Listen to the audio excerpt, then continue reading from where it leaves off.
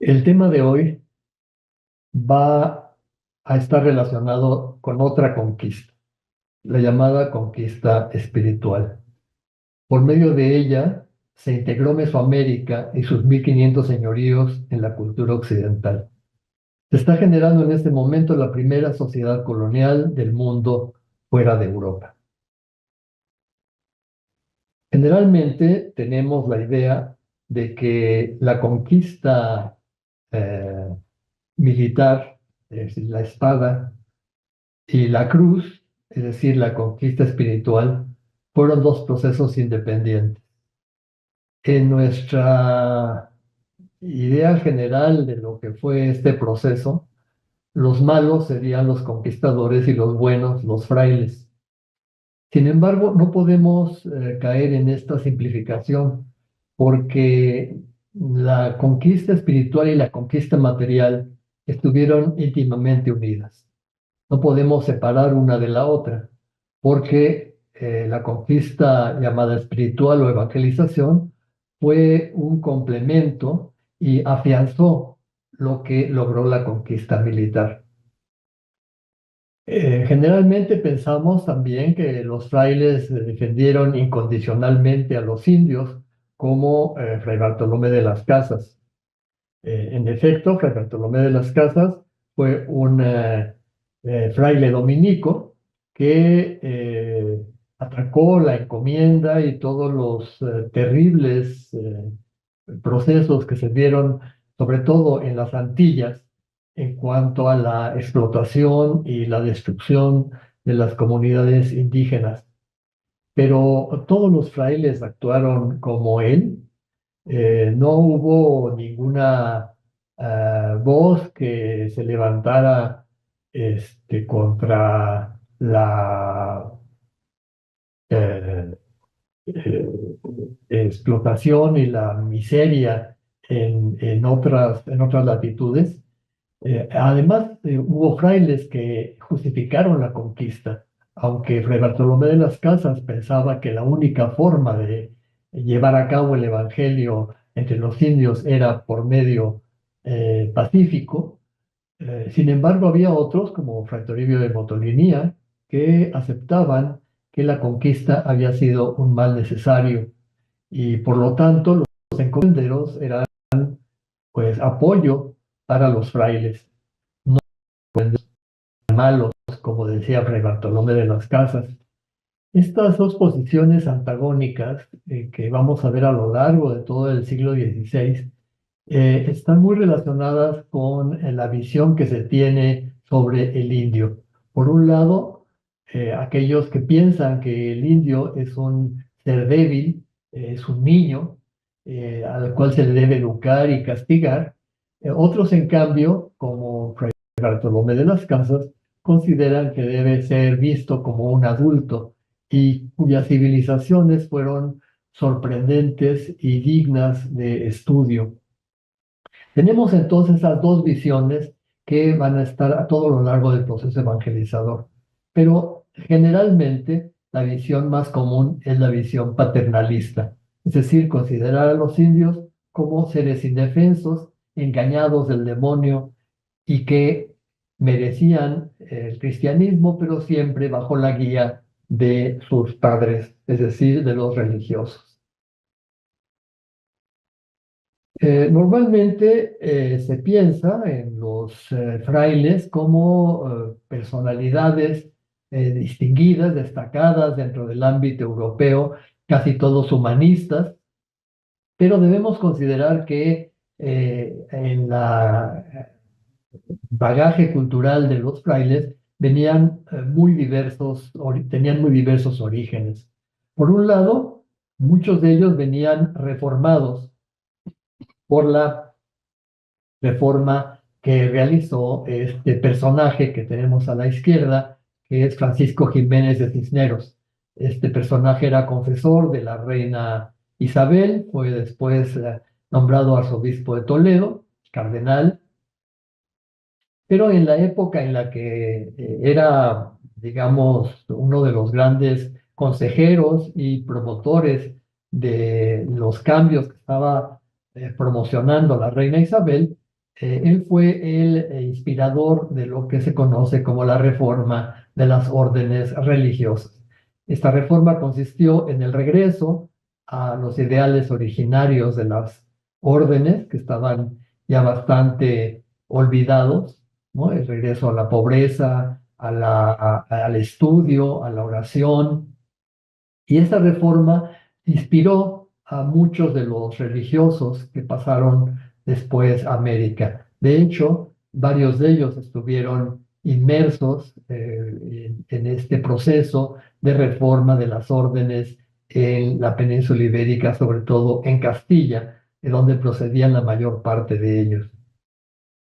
Los primeros 12 franciscanos que llegaron venían empapados precisamente de este espíritu reformador.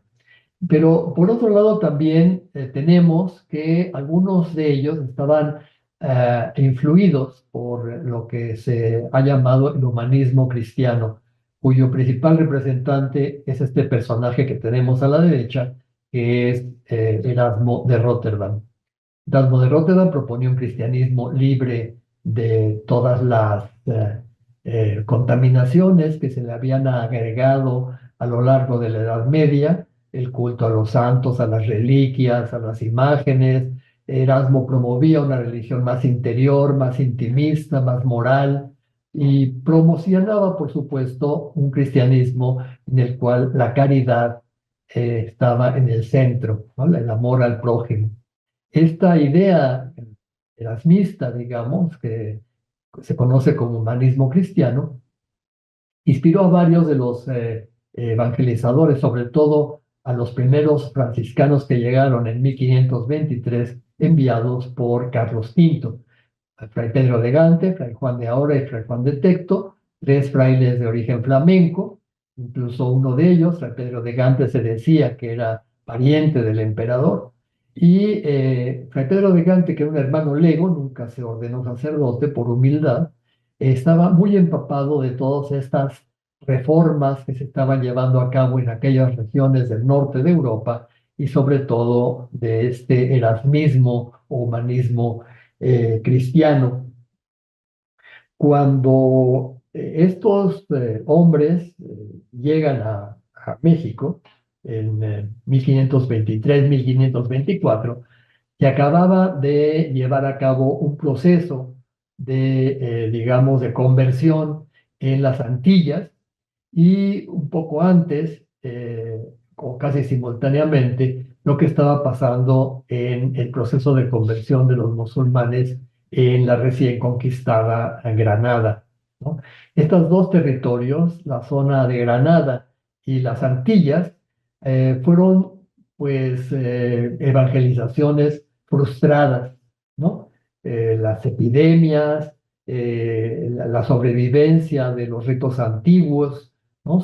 En el Islam, por ejemplo, en las religiones antiguas de Cuba, de Santo Domingo, los bautizos forzados, ¿no? Todo eso provocó que pues los intentos evangelizadores fueran bastante pues poco exitosos, ¿no?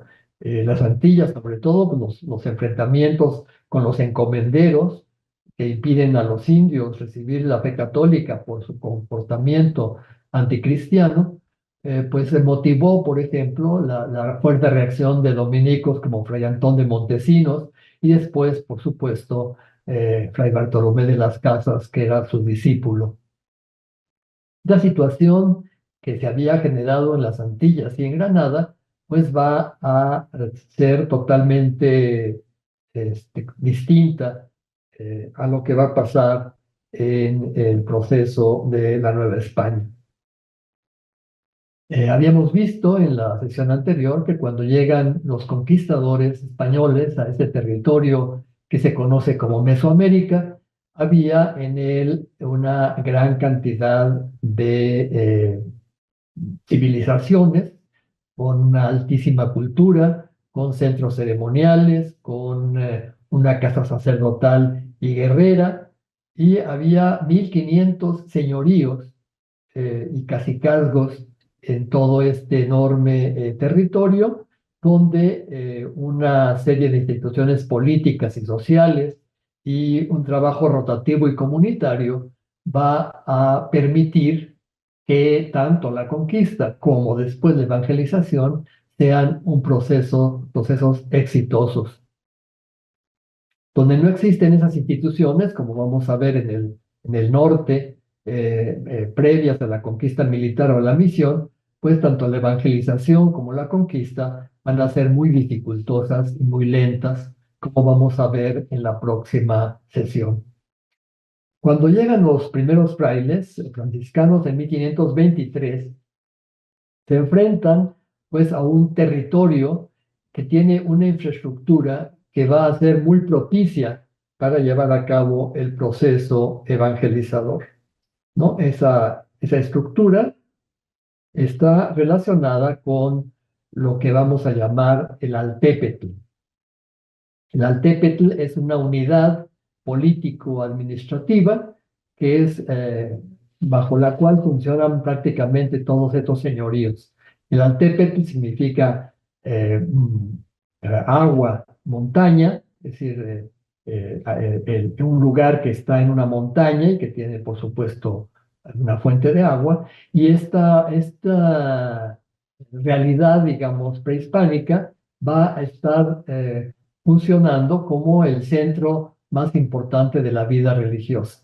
Generalmente estos altépetl están situados en unas montañas, en las colinas de los montes, y en ellos se encuentra un centro ceremonial, el Teocalli, ¿no? Presentado por supuesto por estos templos donde se venera a las divinidades locales, un palacio, un Tecpan, un palacio donde están los gobernantes y donde se reciben los tributos de las poblaciones indígenas, y una plaza donde se lleva a cabo el mercado o el tianguis. Estas tres instituciones, Cali, el Tecpan o Palacio y el Tianguis, serán fundamentales para entender el proceso sobre el cual se va a basar la evangelización. De hecho, los evangelizadores tuvieron en la formación de las comunidades indígenas que van a crear precisamente esta base prehispánica, ¿no?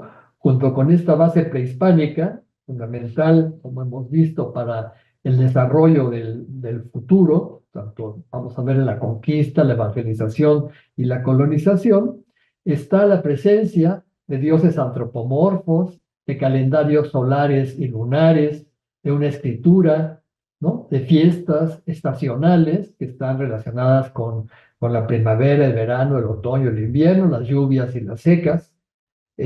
Incluso algunos pueblos están todavía en seminómadas, como algunos grupos otomíes, pero la mayor parte del territorio está organizado bajo este esquema, ¿no? Estos centros ceremoniales están rodeados de aldeas de campesinos que en determinadas épocas del año van al centro ceremonial a realizar los actos rituales para sus dioses, van al mercado a intercambiar sus productos y van a pagar sus tributos en el Tecpan. Además, existe un trabajo rotativo comunitario que va a ser fundamental también para entender cómo los frailes construyeron sus conventos y realizaron todo el proceso evangelizador. Eh, Junto con este proceso, los frailes van a tener el apoyo de varias instancias, ¿no? No actuaron solos. Generalmente lo que se ha trabajado sobre el proceso evangelizador está relacionado con las crónicas.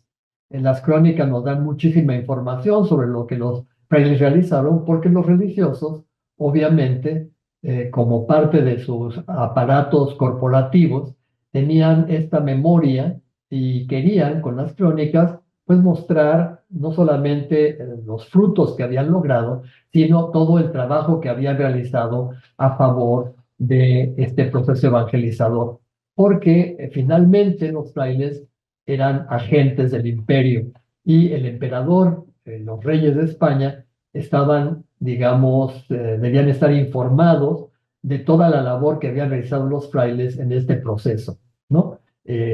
Los emperadores y los reyes habían enviado a los religiosos precisamente a consolidar el proceso de conquista.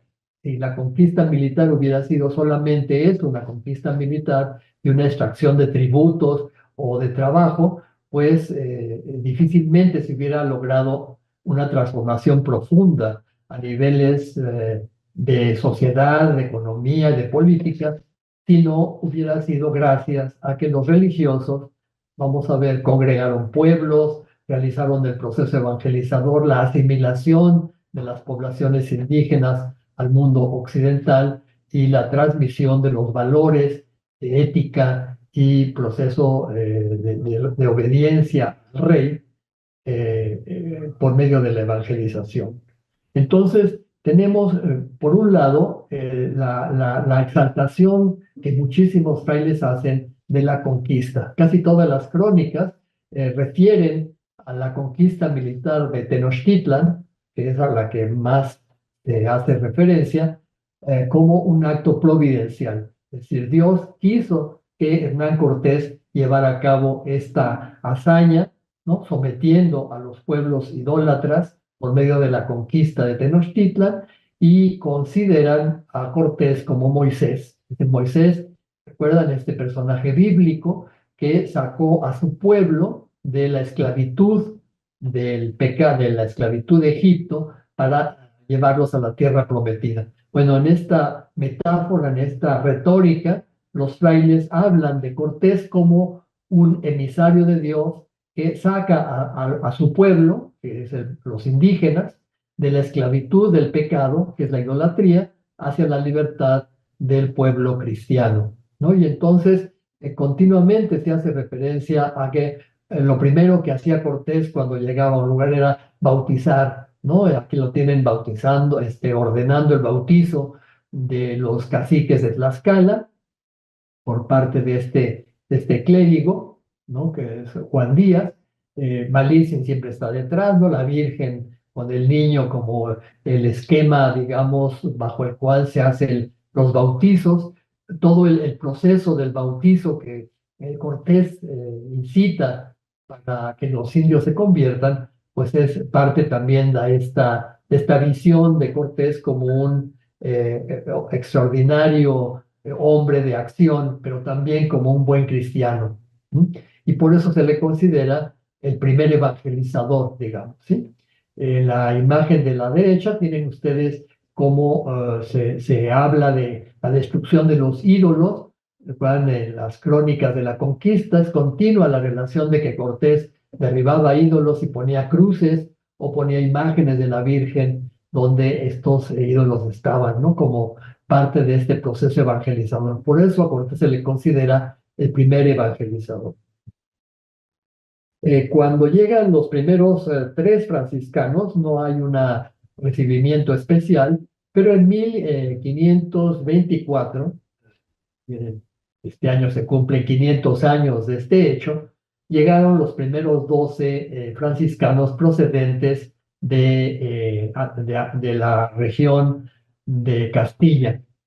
Eran dirigidos por Fray Martín de Valencia, un fraile que era ermitaño, ¿no? Un fraile muy entregado a los, al ascetismo y a las virtudes de la caridad y la paciencia, la fortaleza. Y sus compañeros, entre ellos venía Fray Toribio Motolinía, el primer fraile que hizo una crónica sobre la orden franciscana, fueron recibidos todos ellos por Hernán Cortés. En esta mural que se encuentra en el convento franciscano de Ozumba, aparece este momento en el que Cortés se arrodilla ante los frailes, ¿no? Y detrás de él está un mercenario que venía con los gestos de Cortés, Bartolomé de Olmedo, que era un fraile que no realizó en realidad labor evangelizadora hasta que llegaron los religiosos, ¿no?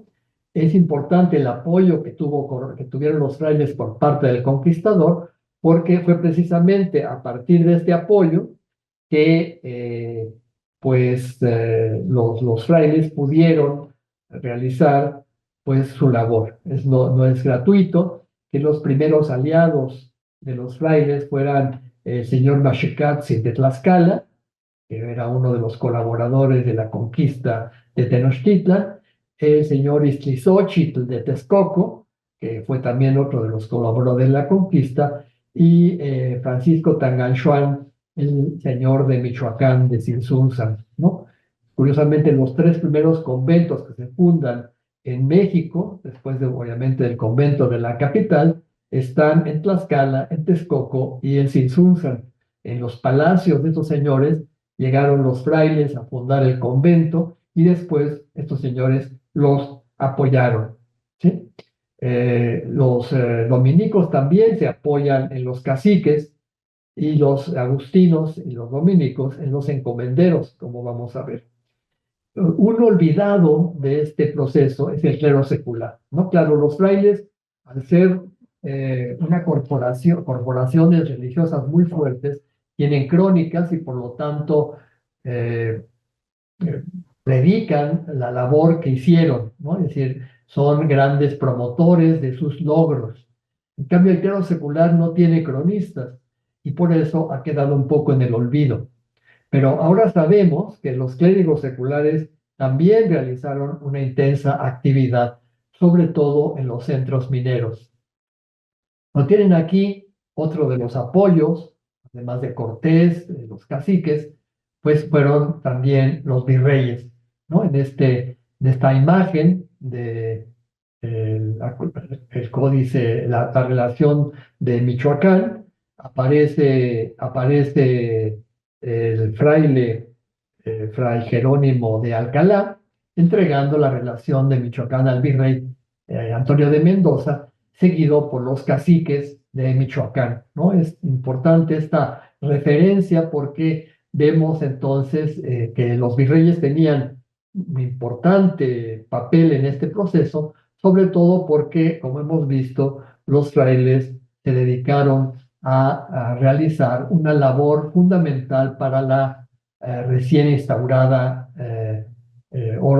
orden virreinal, ¿no? El recién instaurado orden virreinal, porque los frailes, como vamos a ver, organizaron a los pueblos indígenas, crearon las comunidades indígenas para manejar la mano de obra, el tributo y mejorar la evangelización. Por supuesto, también los caciques tuvieron un papel importante en este proceso, en el apoyo de los frailes. En el Códice Yanguitlán aparece este fraile dominico y dos caciques de la zona de la Mixteca, donde está este convento de Yanguitlán, que fueron importantísimos apoyos porque si los caciques, los frailes hubieran hecho muy poco. Los caciques organizaban las reuniones con los fieles, organizaban la construcción de los conventos, la organización de todo el sistema, digamos, evangelizador, el traer a la gente a los atrios para que se evangelizaran. Todo esto era obra de los caciques, ¿no? Los frailes no hubieran podido hacer nada sin ellos. Otro apoyo fundamental fueron los encomenderos, ¿sí? En algunas regiones, como en la zona fronteriza de Michoacán, en la zona de la frontera con el río Santiago, los agustinos se apoyaron sobre todo en los encomenderos de la zona de Yuriria, Cuitzeo, Uncareo. Estos pueblos fundados por los frailes agustinos en la frontera chichimeca son pueblos donde la autoridad máxima era un encomendero. No había caciques indígenas y los encomenderos, pues, interesados en que se concentrara la mano de obra indígena, pues apoyaron mucho a los frailes en su labor, ¿no? Y esto fue fundamentalmente con los frailes agustinos, que se dedicaron a regiones donde no había una compleja organización prehispánica y donde se crearon pueblos en encomienda y los encomenderos fueron los principales apoyos para que estos pueblos se construyeran. Entonces tenemos que a lo largo de estos primeros años, digamos entre 1524 y 1550, se llevó a cabo un proceso de fundación de pueblos.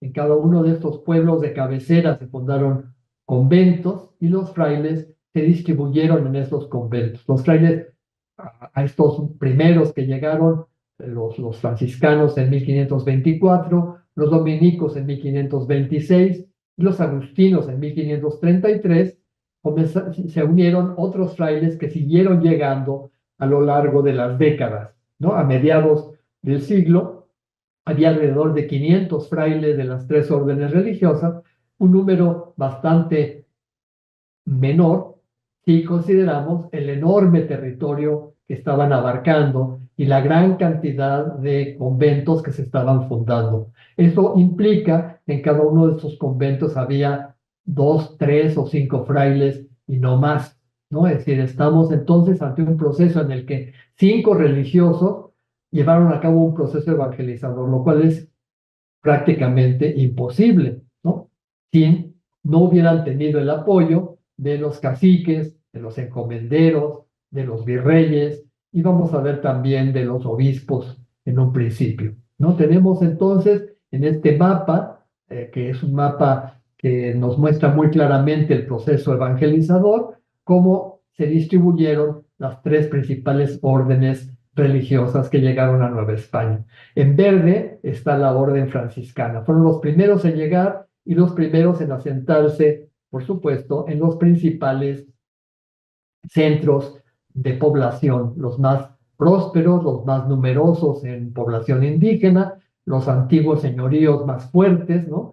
Cholula, en Xochimilco, en Iztapalapa, por supuesto, los que hemos visto, Tlaxcala, Texcoco, en Tacuba y alrededor del Valle de México, muchos de los conventos que todavía existen pertenecieron a esta orden, ¿no? Cuautitlán, etcétera.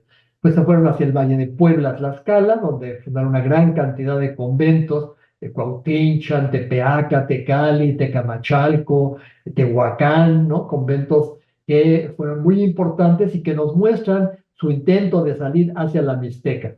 Pero cuando estaban en ese proceso, llegaron los dominicos y los dominicos comenzaron a concentrarse sobre todo en esta área de la Mixteca, la Zapoteca y hacia Chiapas, ¿no? Y esa fue la zona de influencia dominica, lo que está en rojo, ¿no? Los dominicos al principio no tuvieron un gran apoyo de Cortés, incluso algunas de las zonas que los dominicos habían buscado para evangelizar eran partes del marquesado del Marqués del Valle, del marquesado de Cortés, pero de hecho los dominicos se basaron sobre todo en las comunidades indígenas, en la Mixteca, ¿no? Y en algunas comunidades zapotecas, donde encontraron el apoyo no tanto de los encomenderos, sino de los caciques. Tenemos aquí la orden dominica con una gran expansión hacia Oaxaca y hacia Chiapas, ¿no?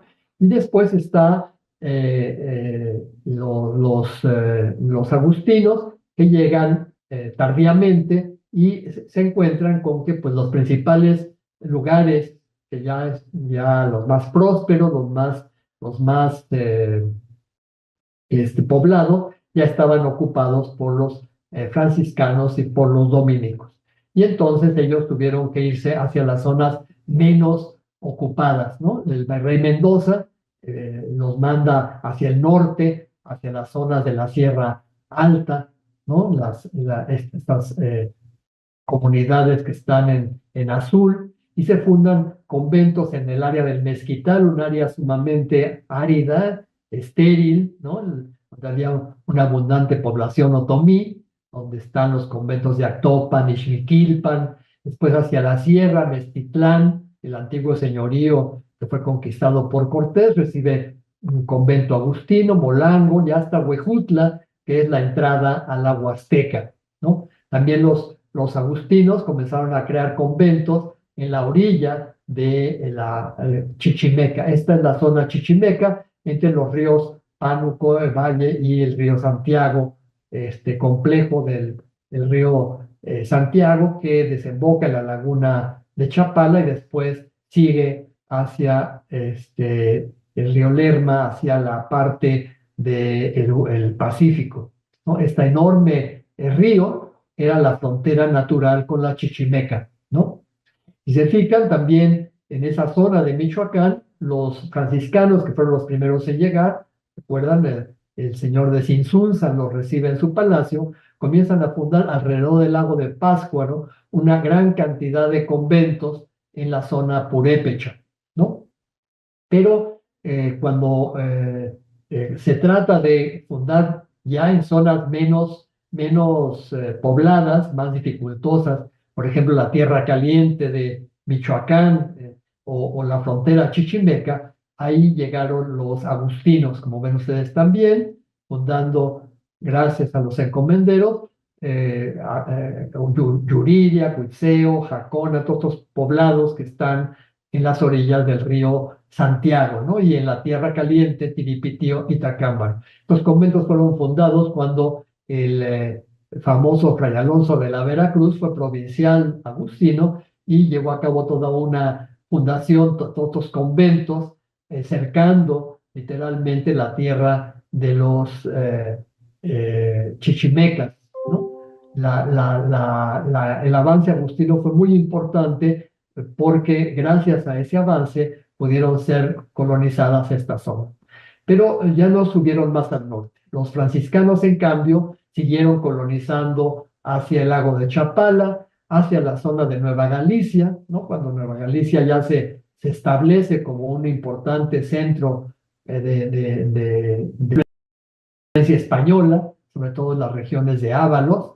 Ahí llegan los franciscanos a fundar sus conventos, llenando toda esta región con fundaciones franciscanas. Y son también los primeros, como ven, que salen hacia las tierras de los chichimecas, ¿no? Fundan conventos en Zacatecas, en fin, toda esta zona de la que hablaremos en la próxima sesión. También los franciscanos fueron los primeros en llegar a la península de Yucatán, donde prácticamente no tienen ninguna competencia, ¿no? Después de la conquista que realiza Francisco de Montejo, como hemos visto, entre 1540 y 1549, se funda Mérida, Valladolid y Campeche, y ahí los franciscanos comienzan desde ahí a fundar todas sus fundaciones entre los pueblos mayas de la península de Yucatán, ¿no? Ahí se crea una impresionante actividad en la península de Yucatán y también en Guatemala, donde los franciscanos también tienen una fuerte presencia en esta región guatemalteca. Si se fijan, hay zonas vacías, ¿no? Zonas donde no hay prácticamente ningún tipo de asentamiento de frailes.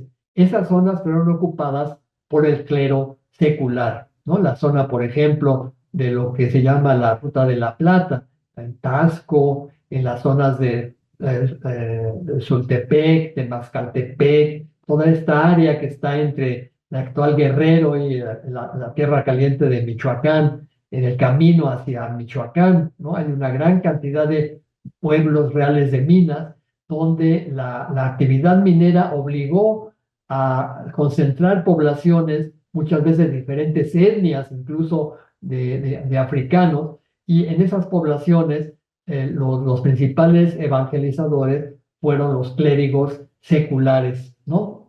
Generalmente se ha olvidado. Igual que en Michoacán, donde Vasco de Quiroga, que era un clérigo secular, muchos de los poblados que están en Michoacán y no aparecen aquí, hay muchos más poblados en Michoacán que los que aparecen aquí, esos poblados fueron evangelizados por clérigos seculares. Tienen los primeros 12 franciscanos en el convento de Huejotzingo, donde aparecen estos 12, Fray Martín de Valencia, ahí está también Fray Toribio de Motolinía, el cronista, ¿no? De hecho, aunque Fray Martín es el dirigente de la comunidad, Motolinía era de hecho el principal y más activo fraile de la primera comunidad, ¿no? Estuvo en la fundación de Puebla, estuvo en Guatemala, fue encargado por Cortés cuando se fue a las Cibueras de la Ciudad de México para que no hubiera rebeliones. Él fue uno de los principales opositores al régimen que se implantó anticortesiano después de la salida de Cortés hacia las Cibueras.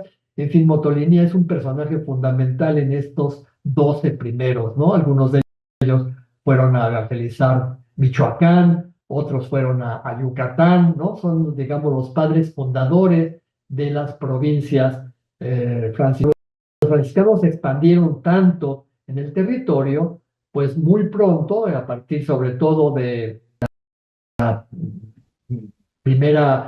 segunda mitad del siglo XVI, comenzaron a fragmentarse en provincias, ¿no? La provincia del Santo Evangelio, que ven ustedes en el centro, muy pronto tuvo que ceder varios de sus conventos para crear la provincia de San Pedro y San Pablo de Michoacán, independiente, pues se crea la provincia del Nombre de Jesús de Guatemala, la provincia de San José de Yucatán, y finalmente, ya en el siglo XVII, las de Zacatecas y Santiago de Jalisco, ¿no? Como ven, la orden franciscana fue la que mayor cantidad de provincias tuvo y después, como saben, en la sesión próxima, también fundó varios colegios de propaganda FIDE. Los dominicos, en cambio, que se concentraron, como hemos visto, en la zona de Oaxaca y Chiapas, se establecieron gracias al apoyo de algunos obispos, como el obispo Zárate, que vemos aquí en el Códice Yanguitlán, firmando un acuerdo con Fray Vicente de Santa María para la colonización y la evangelización de la zona mixteca y zapoteca de Oaxaca, ¿no? Este es el obispo de Oaxaca, el primer obispo de Oaxaca, y después varios obispos de Oaxaca pertenecieron a la orden dominica, ¿no? Los dominicos también se extendieron tanto que crearon 4 provincias en la Nueva España, ¿no? La de San Hipólito de Oaxaca a fines del siglo XVI, la de San Vicente de Chiapas, que fue una creación de Fray Bartolomé de las Casas, ¿no? Primer obispo, y por supuesto para generar aquí un proceso evangelizador en esta zona del Petén, la zona de Verapaz se llamaba, porque la idea de Fray Bartolomé de las Casas era que era un lugar donde no iba a haber encomienda y donde se iba a llevar a cabo un proceso de evangelización pacífica. Fue un total fracaso, nunca se llevó a la práctica esta utopía de Fray Bartolomé de las Casas, pero gracias a él se creó esta provincia autónoma de San Vicente de Chiapas y Guatemala con frailes dominicos. Y ya para el siglo XVII, los dominicos de Puebla generan su provincia autónoma con su capital en la ciudad de Angelópolis, ¿no? En la capital poblana.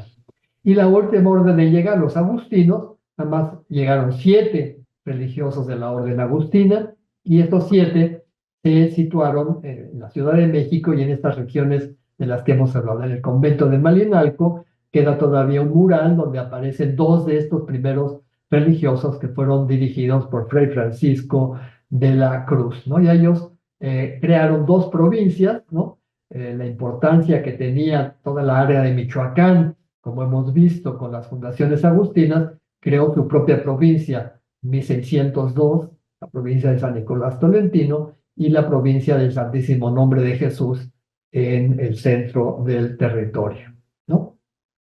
Vamos a ver cómo, a partir de este proceso que están llevando a cabo los religiosos, va a desarrollarse una serie de premisas que van a facilitar el proceso evangelizador, ¿no? En un principio los frailes llegaban acompañados, por supuesto, de un grupo de colaboradores, nunca andaban solos, ¿no? Aunque las crónicas nos los muestran como hombres que andaban solos por los caminos y bendiciendo y convirtiendo a la gente sin hablar las lenguas indígenas, nada más con su sola presencia. La realidad es que traían una gran cantidad de colaboradores, ¿no? Traían intérpretes, traían guías, traían tamemes, ¿no? Traían gente que les ayudaba en los caminos, que les presentaba con los caciques. Muchas veces esta primera, digamos, esta primera misión itinerante pues no llegaba a tener mucho éxito, ¿no? Después de un año, 2 años que regresaban al pueblo donde supuestamente habían bautizado a todo el mundo, pues ya los indígenas habían puesto en la iglesia un ídolo junto con la cruz, junto con la imagen de la Virgen, y seguían con sus prácticas paganas, ¿no? Entonces, se dieron cuenta en los primeros 10 años que era imposible realizar una evangelización consistente si no se congregaban las poblaciones, ¿no? La congregación de pueblos fue un aspecto fundamental en este proceso primero de evangelización. ¿Qué significa esto? ¿No? Significa que todas las aldeas dispersas alrededor de una altépetl, de un centro ceremonial, debían ser concentrados en un poblado. Ese poblado no podía estar en el centro ceremonial, no podía estar en el cerro, porque el cerro no era propicio para la fundación de un pueblo como ellos pensaban a la manera española, ¿no? Y entonces comenzaron a generar estos pueblos en los valles. Se siguieron llamando como se llamaban en el México prehispánico, en lugar del señorío, ¿no? Si el señorío se llamaba Huejotzingo, el nuevo pueblo se va a llamar Huejotzingo, pero ya no está en el mismo lugar, está en otro lugar, en un lugar donde se han concentrado muchos otros poblados en las cabeceras, y esos poblados tienen, por supuesto, pues como su centro, un templo, ¿no? Como ven ustedes aquí en Sinsunzan, ¿no? Que están las yácatas. No se podía crear el convento en las yácatas, sino a un lado está el cementerio, como se le llama, el convento y su iglesia, ¿no? Y enfrente el Tecpan, es decir, el lugar del gobierno de los señores indígenas, ¿no? Y en la plaza central pues el mercado, ¿no? Y aquí tienen también en Sinsunzan el hospital, ¿no? La población concentrada ya en un poblado a la española, ¿no? Como muchos de los poblados que se crearon a lo largo de este tiempo. Estas congregaciones no se pudieron hacer de una manera pacífica, tuvieron que ser violentada la gente. La gente tenía en sus aldeas a sus muertos, ahí tenían sus tierras comunales, ahí estaban pues toda su vida, ¿no? Entonces, el ser trasladados forzosamente a otro lugar y concentrarse en esos pueblos nuevos que se estaban creando, fue labor de los caciques, de los encomenderos, de los corregidores españoles, que obligaron a esas poblaciones a juntarse. Cuando esas poblaciones se rebelaban, pues les quemaban sus casas para que no regresaran a esas poblaciones, y se les repartían nuevas tierras en los nuevos poblados, ¿no? Es muy importante entender esto porque a partir de esta idea vamos a ver cómo algunos de los poblados indígenas se convirtieron también en centros de poder político y administrativo, no solamente de los caciques, sino también de los frailes. Por ejemplo, vean en Mitla. Mitla, el palacio de los señores de Mitla fue convertido en el convento de los dominicos, ¿no? Se ve en el fondo la iglesia, y el palacio, que originalmente era el palacio de los caciques, fue regalado a los frailes para que ahí hicieran su convento. Los primeros conventos, sin embargo, son muy, muy austeros, ¿no? Nosotros vemos ahora los enormes conventos que son de la segunda mitad del siglo XVI, y las grandes construcciones de iglesias y de habitaciones que fueron construidos después de la primera evangelización. Los conventos originales que ahora estamos descubriendo gracias a la arqueología son conventos muy austeros, ¿no? En Huejotzingo, por ejemplo, esta zona que fue trabajada por los arqueólogos, apareció en la parte lateral del nuevo convento, ¿no? Aparecieron una serie de basamentos que nos mostraron cómo era la iglesia original, de una pequeña iglesia con techo de madera. Se encontraron, por supuesto, nada más las bases, ¿no? Con unas columnas, con una pequeña capilla y con un convento que era nada más una especie de esquinero, ¿no? Con 4 o 5 habitaciones para los religiosos, ¿no? Estamos entonces ante una gran austeridad de esos primeros conventos. Las primeras fundaciones tienen que ser fundaciones que ya no están, como hemos visto, en los antiguos centros ceremoniales. Este mito de que las iglesias se construyeron sobre las pirámides es uno de los grandes mitos que se repite y se repite como si fuera una verdad. En realidad, la mayor parte de los conventos y de las iglesias se construyeron en lugares nuevos, no en las pirámides. Primero porque en las pirámides estaban todavía vivos de alguna forma los dioses, ¿no? Y era muy difícil para los frailes hacerles entender a los indios que el nuevo dios no era el antiguo. Y por lo tanto, destruir ese templo, ese centro ceremonial, era lo más importante, ¿no? Es excepcional la construcción de un convento sobre un pueblo, sobre un antiguo santuario prehispánico, sobre un centro ceremonial prehispánico. Además, eh, los primeros templos que se construyen, ¿no? Se construyen en estos pueblos, no tienen la grandiosidad que se supone debían tener, porque los frailes vienen con un espíritu de austeridad, están mostrando la humildad y la pobreza para que los indígenas, a través de este ejemplo de pobreza y humildad, sea más fácil que se conviertan como una contraparte de lo que son los encomenderos y los conquistadores.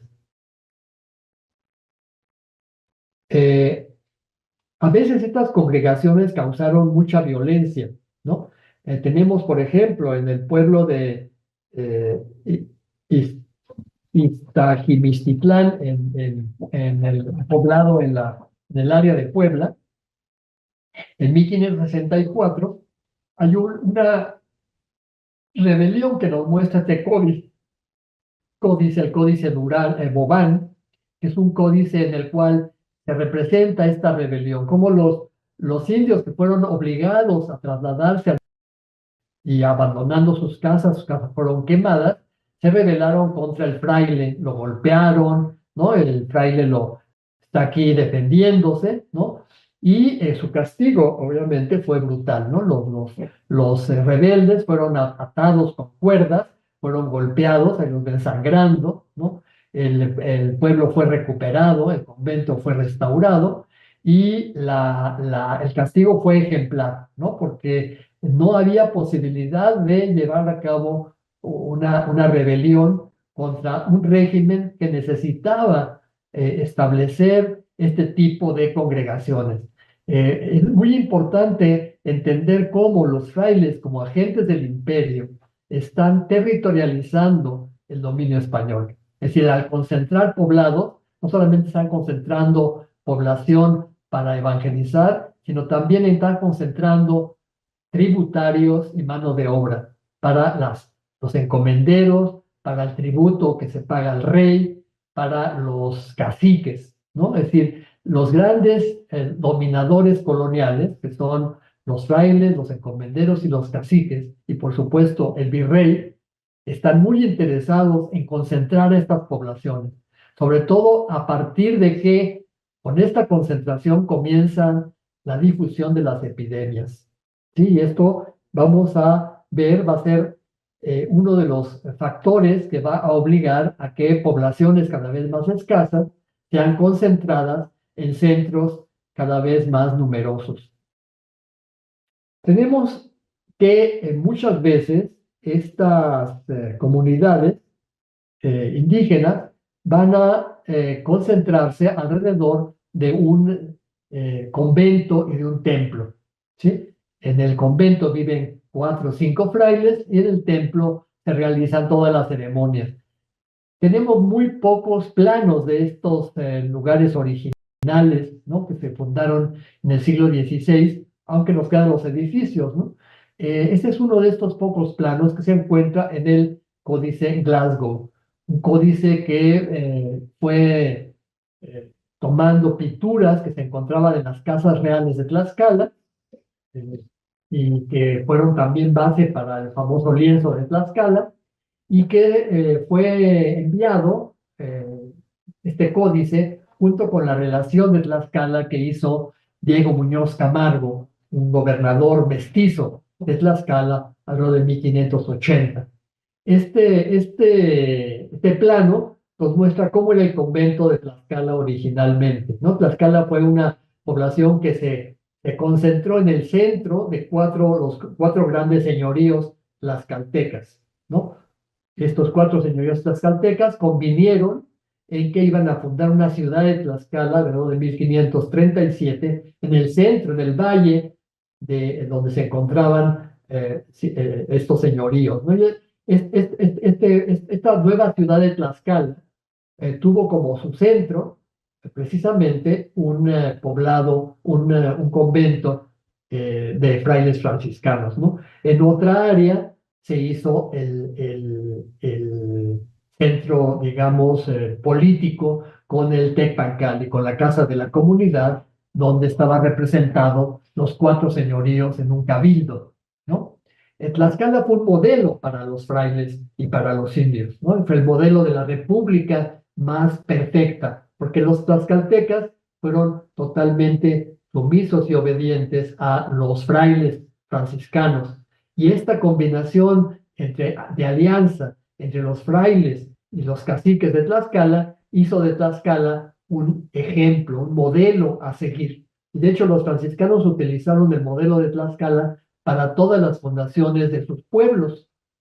Tenemos aquí muy claramente cómo se distribuía el centro del convento, ¿no? Está una capilla abierta para llevar a cabo la misa cuando no cabían en la iglesia, en el atrio. Tenemos aquí otra capilla abierta más abajo, una torre, un paso de ronda, porque parece como un palacio. Tenemos una huerta para los frailes, donde los frailes desarrollan pues, todos sus cultivos. Recuerdan, las huertas son fundamentales porque ahí se transmite a las poblaciones indígenas los cultivos que se traen de Europa, ¿no? Y los frailes comienzan a sembrar, pues, las cebollas, los ajos, todos los condimentos que comienzan a ser adquiridos por los indígenas, los árboles frutales, ¿no? Las naranjas, las manzanas, las peras, ¿no? Todos los árboles frutales que son eh, frutales occidentales, son adaptados en estas huertas y de ahí pasan al pueblo.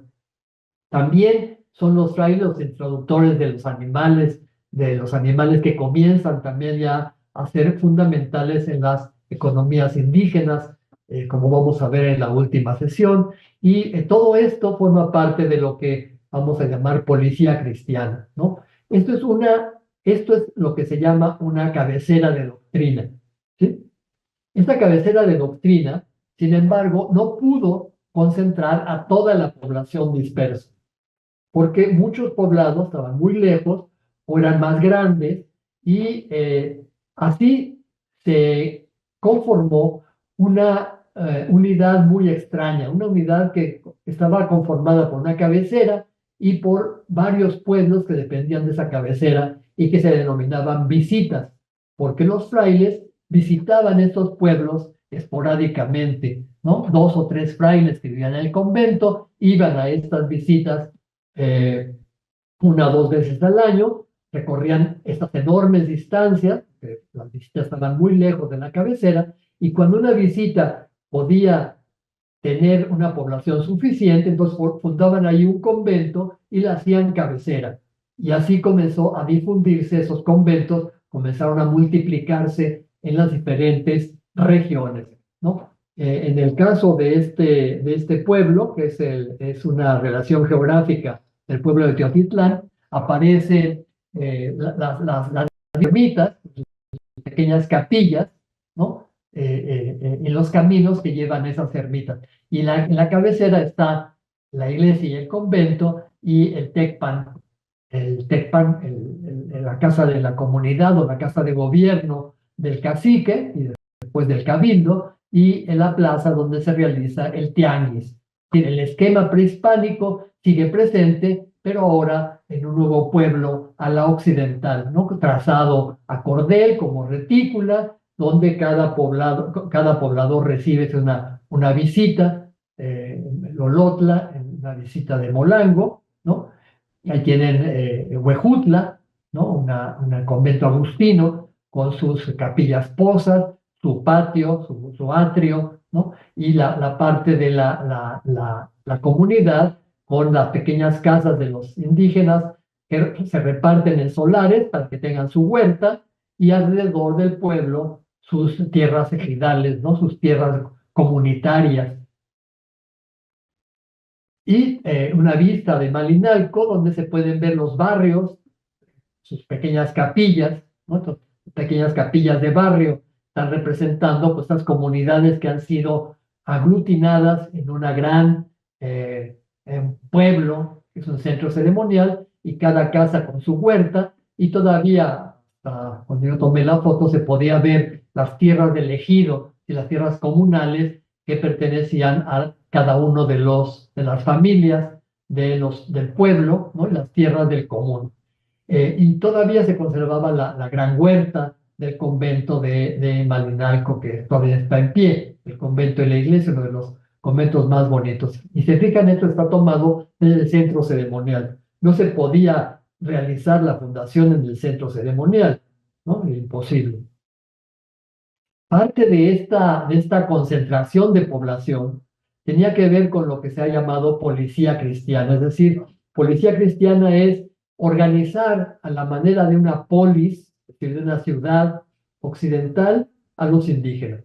Esta por un lado, obras de infraestructura. Un pueblo requiere agua y una de las principales funciones de las construcciones de estos frailes fueron el abasto de agua. Todavía queda en pie, por ejemplo, este famoso acueducto del Padre Tembleque, un acueducto impresionante que todavía está, lo podemos admirar ahí cerca de Zempoala, que fabricó este fraile franciscano, Fray Francisco de Tembleque, obviamente con mano de obra indígena, ¿no? Para llevar agua hacia varios pueblos, entre otros Zempoala y Otumba.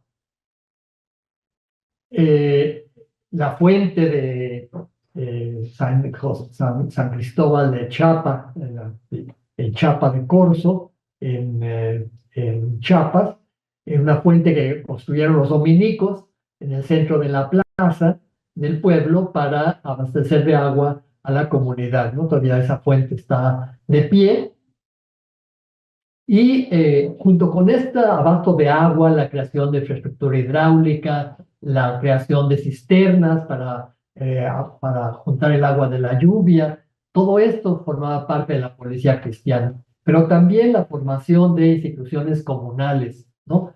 Usando el sistema prehispánico de trabajo rotativo y comunitario, los frailes utilizaron estas estructuras comunales para crear cofradías. Las cofradías eran hermandades que se dedicaban al cuidado de los enfermos, a las fiestas, a la celebración de Semana Santa. Vean, por ejemplo, aquí en Huejotzingo está este mural donde aparecen varios cofrades flagelándose y otros llevando las insignias de la Pasión de Cristo, ¿no? Las cofradías eran muy importantes como organizaciones de laicos para la fiesta y para los difuntos, para las ánimas del purgatorio, para la conformación de pues todo un ritual, ¿no? Muy pronto las cofradías se las apropiaron los caciques, los señores, porque las cofradías tenían tierras, tenían rebaños de ovejas, tenían una gran cantidad de riqueza y gracias a esta riqueza podían pues subvencionar todos los gastos que se ocupaban en las fiestas y los hospitales, ¿no? También las cofradías llevaban a cabo las ceremonias de Semana Santa, por ejemplo, esa cofradía del descendimiento de los dominicos, y se hacían cargo también de los hospitales, ¿no? Los hospitales fueron fundamentales, sobre todo en esos procesos de epidemia, donde las comunidades se hacían cargo de sus enfermos, ¿no? Y en realidad eran morideros, ¿no? Porque las epidemias no perdonaban, no había ningún tipo de antibiótico y pues muchas veces los que entraban enfermos a los hospitales pues se morían, ¿no? Pero la comunidad estaba obligada a partir de un sistema rotativo de trabajo tanto de hombres como de mujeres de atender al hospital, ¿no? instituciones comunales como los hospitales, las cofradías, las cajas de comunidad, servían para realizar trabajos, eh, la construcción del templo, del convento, obras públicas, puentes, caminos, y todo esto se hacía gracias al dinero que esas instituciones, digamos, juntaban con el trabajo gratuito, rotativo y comunitario que se realizaba en tierras y en rebaños de ovejas, que eran las propiedades de las comunidades, ¿no? Básicamente. Todas las comunidades entonces funcionaban dentro de este nuevo esquema que se llamaba policía cristiana. Y la policía cristiana también organizó pues una serie de actividades eh, que estaban muy vinculadas eh, con con los colegios, como vamos a ver después. Junto con el proceso de conformación de poblados, también el proceso evangelizador tenía que ver con la fundación de ciudades, ¿no? Los grandes centros urbanos que se crearon casi desde un principio con la colonización española, fueron centros urbanos donde los frailes tuvieron una fuerte presencia. Casi los frailes llegaron junto con los primeros colonos, ¿sí? Tienen aquí dos ejemplos, ¿no? El convento de la Mejorada en Mérida, ¿no? Un convento que se funda muy poco después de la fundación de la ciudad, o el convento de Santo Domingo en San Cristóbal, la ciudad real de San Cristóbal en Chiapas, ¿no? Estos conventos, estos templos, eran los centros logísticos desde donde se llevaba a cabo el proceso evangelizador. Ahí los frailes se educaban, ahí estaban los centros donde se regían las provincias, ahí estaban también los centros donde se realizaban los capítulos provinciales para las políticas de expansión de las órdenes, la fundación de nuevos conventos, ahí se llevaba a cabo la enseñanza de las lenguas indígenas que se hablaban en las zonas, ¿no? Es decir, en estas fundaciones franciscanas, dominicas, agustinas, en ciudades capitales como Oaxaca, Mérida, Puebla, Valladolid en Michoacán, ¿no? Van a ser fundamentales para digamos, la expansión del proceso evangelizador. Además, muchos de los poblados indígenas, donde había una alcaldía mayor o donde era un centro importante de tránsito, ¿no? Como Tlaxcala, como Cholula, como Toluca, Querétaro, Texcoco, Chalco, Cuernavaca, Acámbaro, Zitácuaro, o en Oaxaca como Nejapa, Tetla, Tehuantepec, fueron muy pronto convertidos en villas y ciudades españolas, porque las comunidades indígenas comenzaron a ser invadidas literalmente por mestizos, por mulatos, por españoles, gracias al comercio, gracias al tráfico de mercancías. Muchas de estas ciudades se volvieron ciudades mestizas, ¿no? Ya no eran pueblos indígenas propiamente, pero los religiosos siguieron estando presentes en estas comunidades, ¿no? En Valladolid, en Michoacán, en la actual Morelia, se ve muy claramente este proceso, ¿no? Valladolid fue una fundación del virrey Antonio de Mendoza, porque cuando fue el virrey Mendoza a la tierra del Mixtón, se dio cuenta de que la zona de Michoacán estaba prácticamente gobernada un convento franciscano, que está en la parte de arriba, y un convento agustino, que está en la parte de abajo. Se fijan, son muy parecidos, porque se fundan al mismo tiempo en apoyo al virrey Mendoza, ¿no? Estas fundaciones conventuales en las ciudades, tenemos varias mapas con las principales ciudades, villas y pueblos del territorio, pues fueron fundaciones también donde se fundaron conventos de las órdenes religiosas que llegaron primero a Nueva España, ¿no? Después otras órdenes como los carmelitas, los mercenarios también fundaron estos conventos, ¿no? De Guadalajara, Pátzcuaro, Valladolid, Salvatierra, Celaya, Querétaro, Puebla, Tlisco, Acapulco, Antequera, Mérida, Valladolid, Campeche, en fin, todas estas ciudades muy pronto recibieron conventos y iglesias mendicantes. ¿Cómo se llevó a cabo el proceso evangelizador? Básicamente los evangelizadores fueron grandes promotores de la conversión a través de la enseñanza, ¿no? La llegada de los primeros frailes, algunos testimonios indígenas, como este testimonio del Códice Glasgow, nos muestran, pues sin hablar la lengua, ¿no? Llegaron señalando el cielo y hablando por señas, ¿no? Es muy difícil entender algo por señas, ¿no? Y entonces, pero aquí tenemos a los primeros religiosos que llegan a Tlaxcala, los 4 señoríos, ahí tienen a los caciques encabezando los señoríos y las señoras cacicas, ¿no? Y los señores caciques escuchando a los frailes predicando el evangelio, ¿no? Traen un evangelio en la mano, ¿no? Y están señalando al cielo, ¿no? Esta predicación implicó, por supuesto, un proceso comunicativo. Y en un principio no tuvo ningún éxito, ¿no? Porque era imposible, sin hablar la lengua, que los frailes pudieran establecer algún tipo de comunicación con los indígenas. Además de la complejidad de la religión cristiana que traían, ¿no? Había todo un problema de comunicación. La comunicación tiene como su base la formación de redes sociales, ¿no? Sin redes sociales no hay comunicación, ¿no? La comunicación se hace con un quiénes, ¿no? ¿Quiénes comunican? Un emisor, que es el fraile que transmite el mensaje, y un receptor, que son los indígenas que reciben el mensaje, ¿no? Para que haya una comunicación hay que forzosamente tener un emisor y un receptor.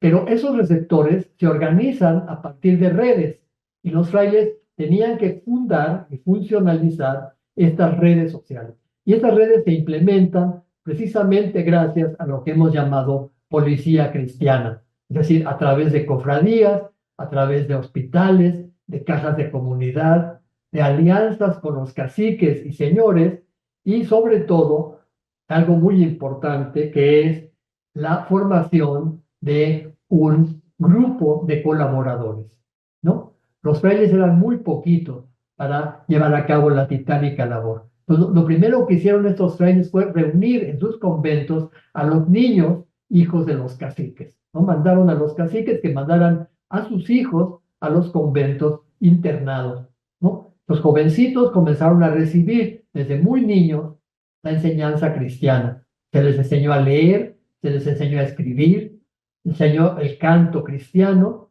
se les enseñaron las artes cristianas, ¿no? La pintura, la escultura. Muchos de estos jovencitos ya eran tlacuilos, pintaban ya desde la época prehispánica y lo que hicieron fue adaptar las técnicas europeas, ¿no?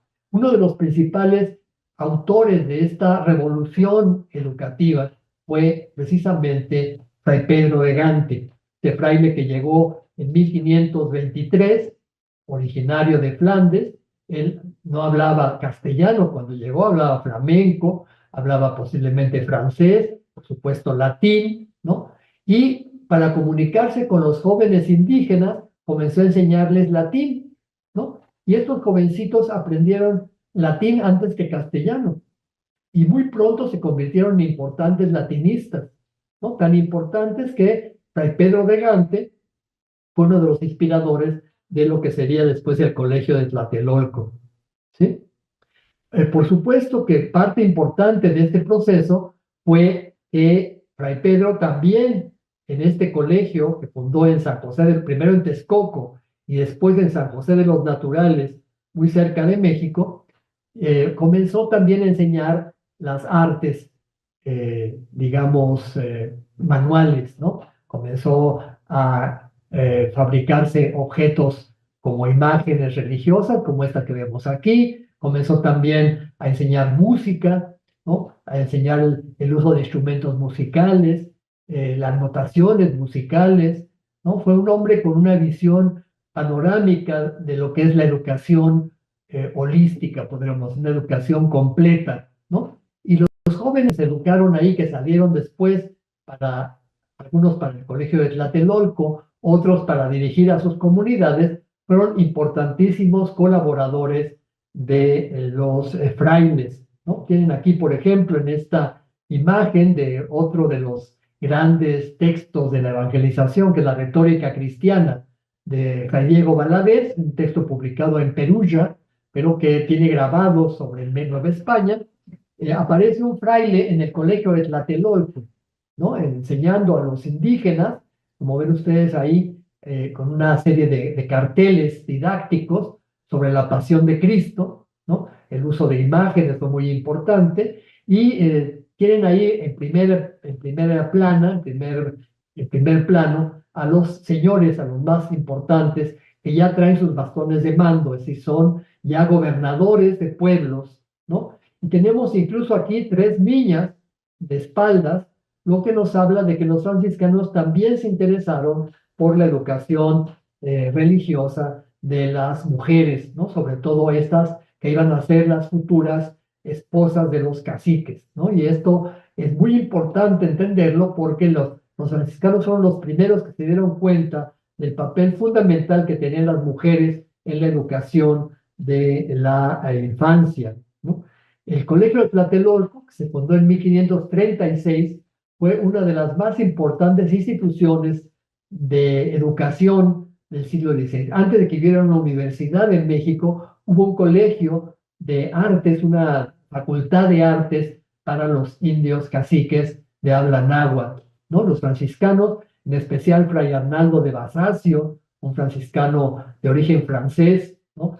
Fray Pedro de Gante, por supuesto, fueron los inspiradores de este revolucionario experimento que fue el Colegio de Santiago en Tlatelolco, ¿no? En Tlatelolco había una comunidad de frailes que eran las que atendían el colegio, ¿no? Aquí lo tienen en el plano de Uppsala, un plano que se hizo precisamente en Tlatelolco, donde se elaboraron una gran cantidad de códices también indígenas, ¿no?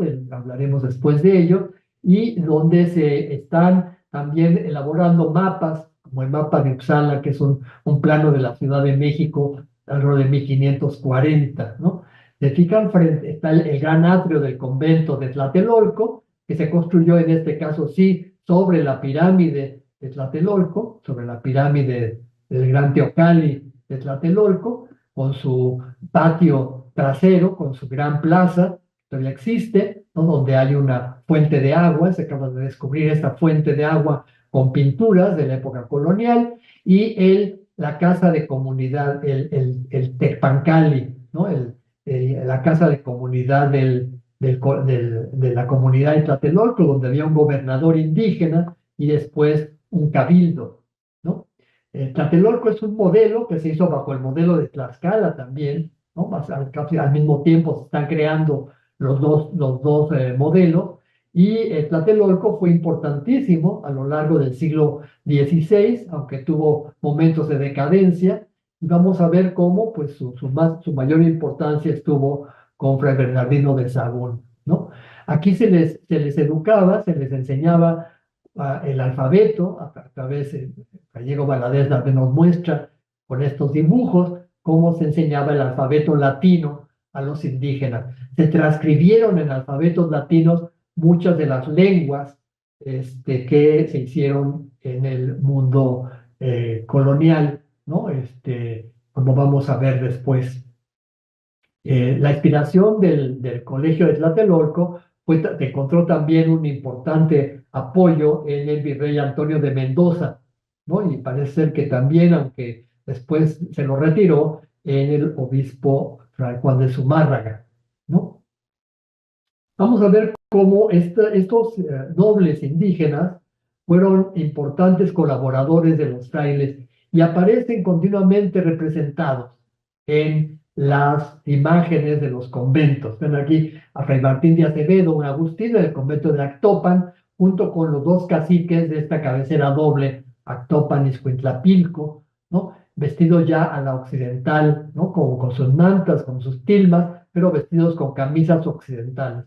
Estos apoyos no solamente se dieron los caciques educados en los conventos, sino también estos jóvenes educados en los conventos también fueron importantes colaboradores de los frailes en muchas de sus actividades, como vamos a ver. Aquí tienen en esta imagen de Xochimilco, aparece Fray Bernardino de Siena protegiendo a los caciques indígenas que están abajo, ¿no? El señor y la señora indígenas que donaron el retablo, se mandaron pintar en la parte de abajo del manto, ¿no? Y Tlaxcala, de nuevo, ¿no? El gran Altepetl de Tlaxcala, que en la principal portada del lienzo de Tlaxcala aparecen los caciques tlaxcaltecas, como ven ustedes aquí, en el Altepetl, ahí está el cerro, ¿no?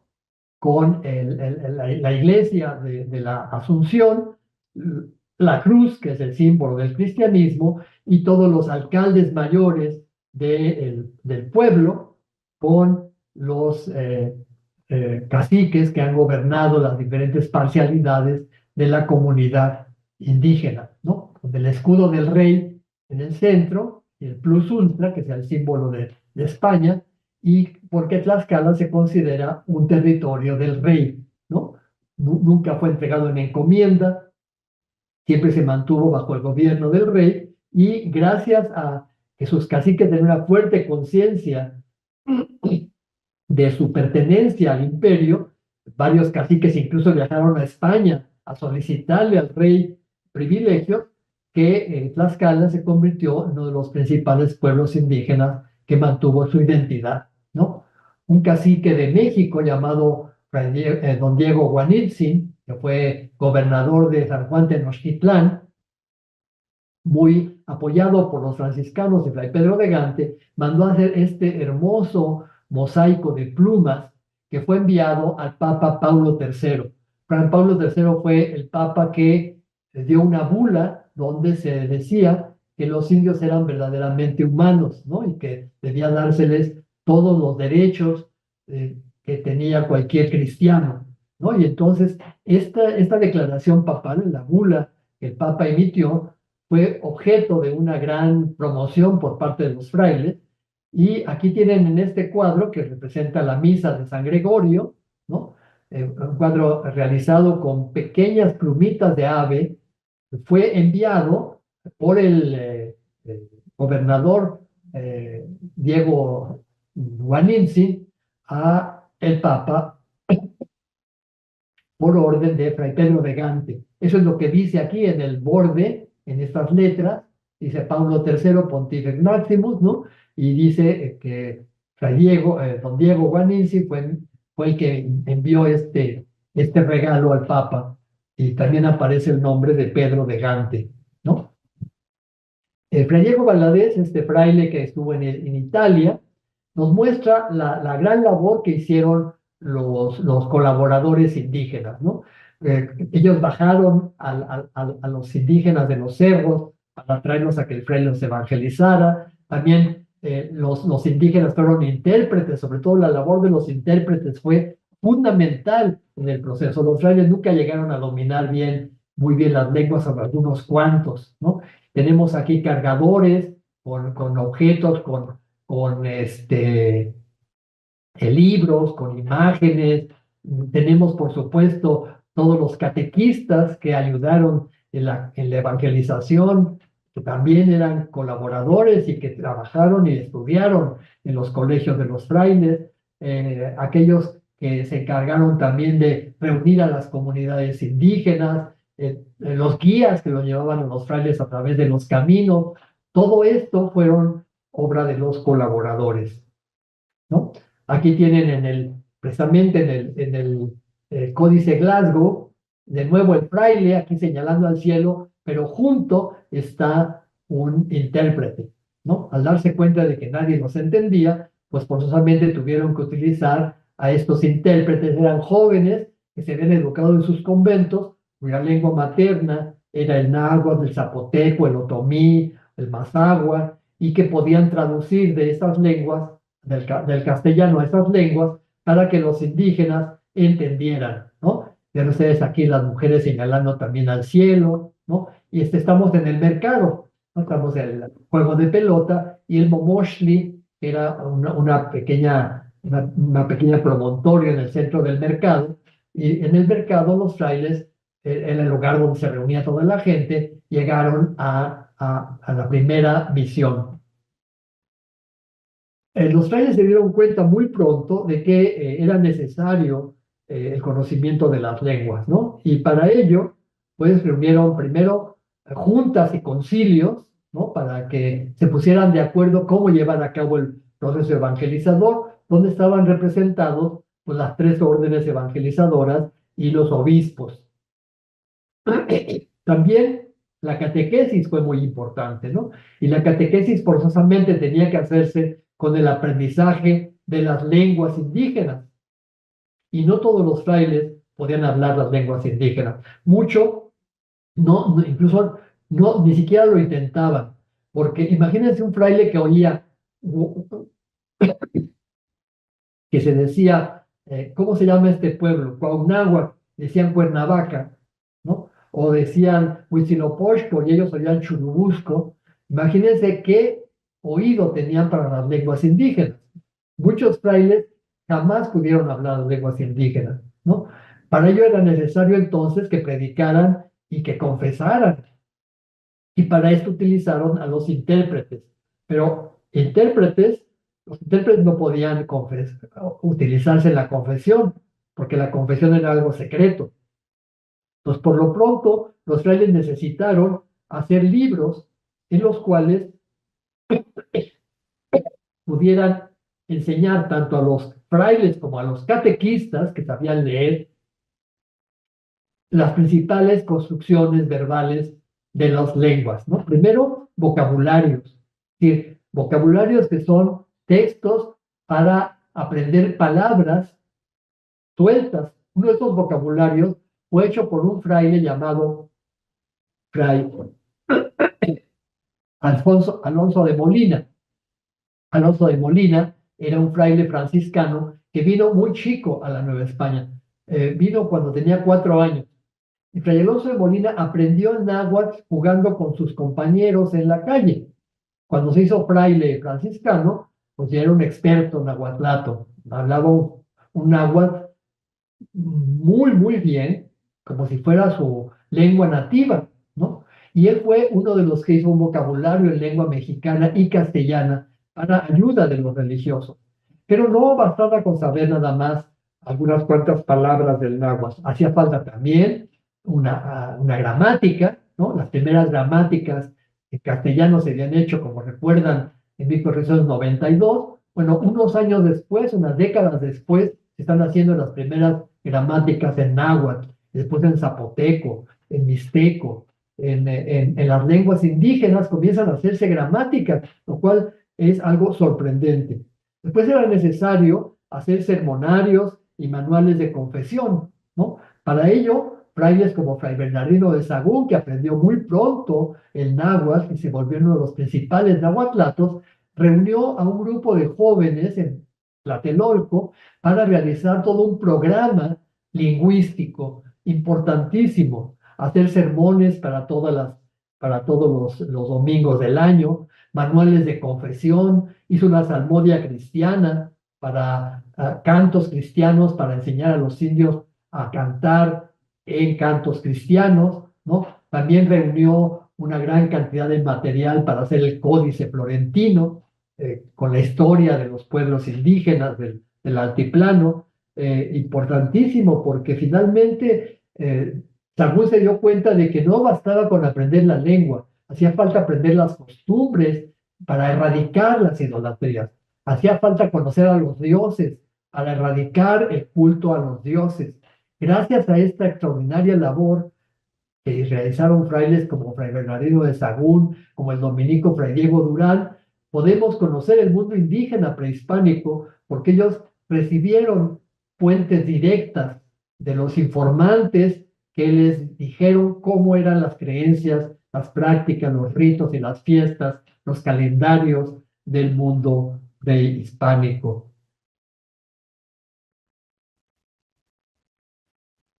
Para estos frailes, el demonio se había adelantado. Cuando Cristo llegó al viejo continente, el demonio huyó al nuevo continente. Y cuando llegan, ponen cruces en todos lados para que los demonios huyan. En el Códice Glauco nos representa esta idea, ¿no? Los 12 frailes plantando una cruz y los demonios huyendo inmediatamente despavoridos, ¿no? También tenemos esta imagen del Códice Beaumont, donde aparece el demonio intentando llevarse a los indios de la misión, ¿no? El Fray Ángel y Fray Martín de Jesús son los evangelizadores de la zona, y un rebelde llamado Namuna, ¿no?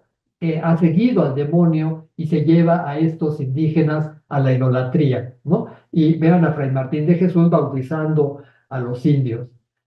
Los frailes por esto lo primero que hicieron fue destruir los templos, quemarlos. Vean aquí la imagen, es muy clara, porque así huyen los demonios. Después quemar los ídolos y los códices, ¿no? Muchos de los códices prehispánicos fueron destruidos, ¿no? En Yucatán, Landa quemó cantidad de códices mayas, y esta quema de códices, apoyados por los jóvenes, como pueden ustedes ver, los jóvenes que también denunciaban idolatrías, como los famosos niños mártires de Tlaxcala, fueron colaboradores en estos actos de destrucción de antiguos códices, ¿no? Y por supuesto también en un principio la persecución de los idólatras, ¿no? En este Códice Glasgow aparecen caciques ajusticiados porque después de ser bautizados regresaron a la herejía, ¿no? Dos de ellos se mantuvieron como herejes y fueron quemados vivos.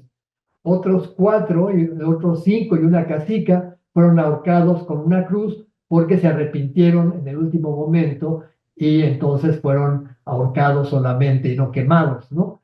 Esta violencia, pues, terminó con la quema del cacique de Texcoco en 1539, por obra de Fray Juan de Zumárraga, que era obispo, pero también era inquisidor, ¿no? Después de esta, en 1539, la corona prohibió que los indígenas fueran juzgados por herejía con la pena de muerte. Se les podía encerrar, se les podían dar azotes, pero nunca ya con la pena de muerte. Esto se dio en los primeros 20 años, de 18 años, ¿no? Pero después ya no, ¿no? Y tiene a Fray Martín de Valencia, que traía el cargo inquisitorial, y Cortés, que fue el que llevó a cabo el proceso de, digamos, la relajación al brazo secular, como se decía en la época. El bautizo fue algo fundamental en este primer proceso evangelizador, como hemos visto, ¿no? Bautizar a los caciques fue un acto también que se relacionó con un pacto. Todos los caciques que querían establecer un pacto con el nuevo sistema virreinal, con el virrey, primero con Cortés y después con el virrey, solicitaban el bautismo, aunque no estuvieran convencidos, ¿no? Porque el bautizo era un acto que se veía como la alianza con el nuevo régimen colonial. Después del bautizo estaba, por supuesto, el matrimonio, ¿no? El ritual del matrimonio era importantísimo porque a través de él se hacían las alianzas entre los linajes antiguos. El problema era que los caciques eran polígamos, tenían varias mujeres y las alianzas se hacían con varias mujeres.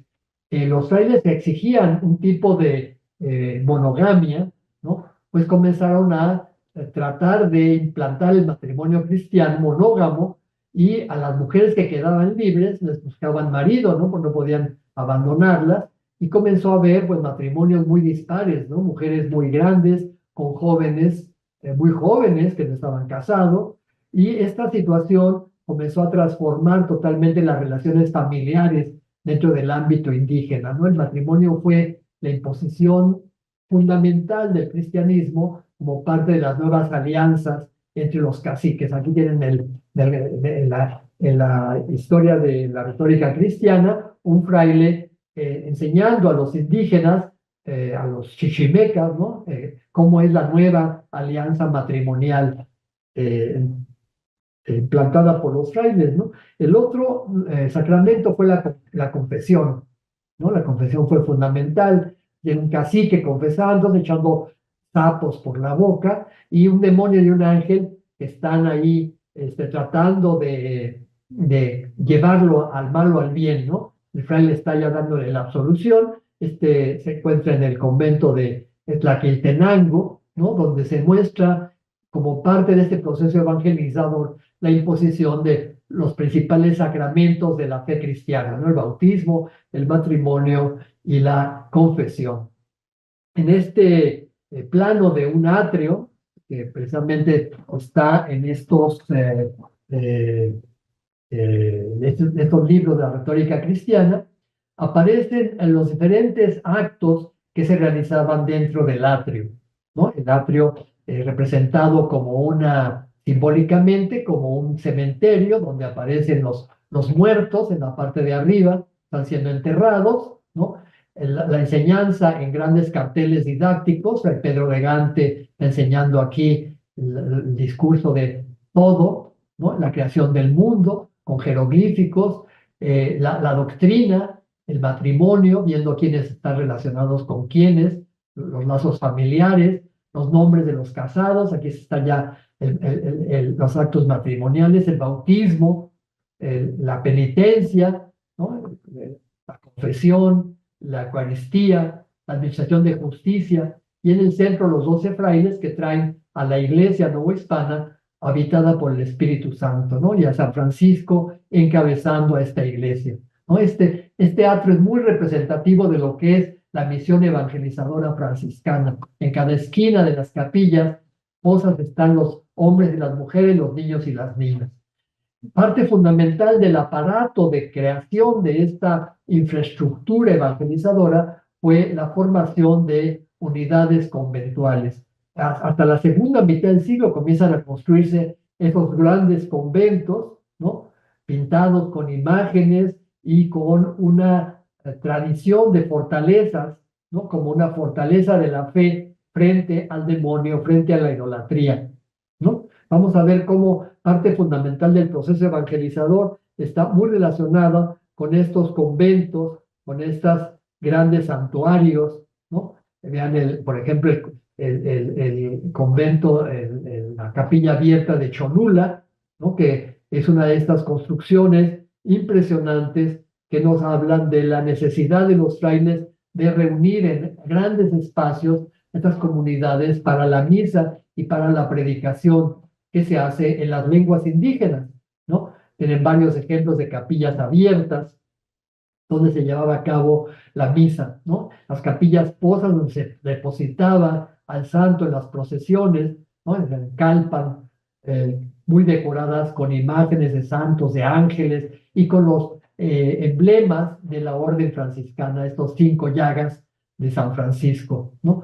Muchas veces los pueblos también pueden poner los escudos para identificarse con el convento, ¿no? El escudo de Acolman, en el convento de Acolman, de Malinalco, con el Malinali, ¿no? En las pilas bautismales también aparecen muchos símbolos prehispánicos, porque fue una forma como los frailes pudieron asimilar las tradiciones antiguas, ¿no? En las porterías de los conventos se pintan a los frailes fundadores, como San Francisco, con un árbol genealógico, junto con los escudos de armas, igual que San Agustín en Atlatlaucan, también se pinta como el fundador de la orden, ¿no? O los dominicos sosteniendo a la iglesia.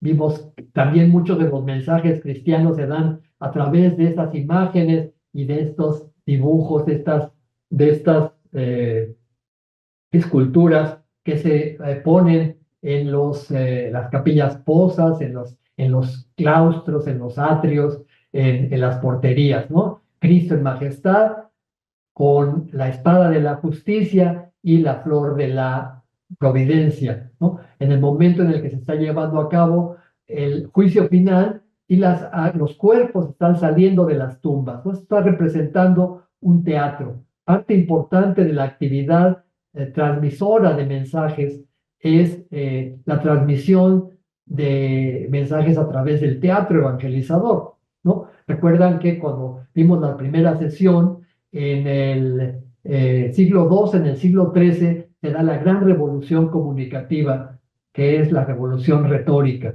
¿no? A través de la retórica y a través del teatro, de la imagen, del sermón, de la fiesta, se ha llevado a cabo el proceso de evangelización y transmisión de valores cristianos a las comunidades campesinas. Para el siglo XII y siglo XIII, muchas de las comunidades campesinas todavía eran paganas, ¿no? Este largo aprendizaje de 3 siglos es el que traen los frailes evangelizadores a América. En América van a llevar a cabo un proceso que llevaba 3 siglos de desarrollarse en Europa, ¿no? Parte de este proceso tenía el teatro como un medio didáctico fundamental. A los indígenas les fascinó el teatro evangelizador. Les fascinó porque ellos podían ser no solamente los actores, fabricaban las escenografías, los vestuarios, ¿no? Y con una tradición prehispánica de teatro, creían que este teatro era también al mismo tiempo un ritual, ¿no? Cuando las representaciones del juicio final, que fueron muy comunes, los indígenas hacían hoyos en el atrio, se ocultaban ahí y cuando aparecía Cristo en majestad, salían como resucitados, ¿no? Representando precisamente el juicio final, ¿no? Y generalmente siempre había un personaje que era malo, ¿no? Una mujer que era casquivana o que era pecadora, y esa mujer era mandada al infierno. Llegaban unos demonios, se le llevaban al infierno, pues era una mujer pecadora, ¿no? Y así, en esas pequeñas escenificaciones teatrales, donde por supuesto los indígenas también tenían una gran libertad para, para inventar diálogos, para improvisar, ¿no? Los frailes muchas veces ni se enteraban de lo que estaban diciendo los indígenas, la gente se reía, pues habían chistes, y había una gran cantidad de temas relacionados con el México prehispánico. Este teatro se volvió algo que los indígenas se apropiaron de él, ¿no? Igual pasa con la pintura, en esta pintura donde hay unos indígenas venerando a los ídolos y un indígena y un español venerando a la Eucaristía, o pinturas donde se representa a los ebrios, ¿no? Tomando pulque, pero el pulque trae al demonio, ¿no?